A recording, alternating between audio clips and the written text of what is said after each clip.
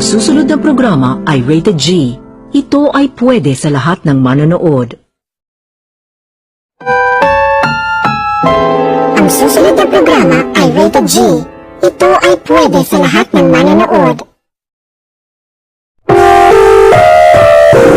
Ang susunod na programa ay rated G.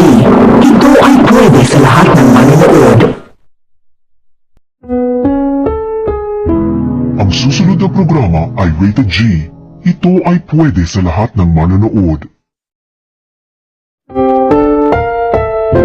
Ang susunod na programa ay rated G.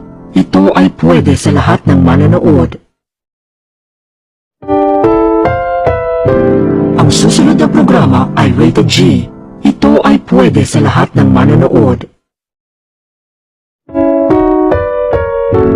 Ang susunod na programa ay rated G.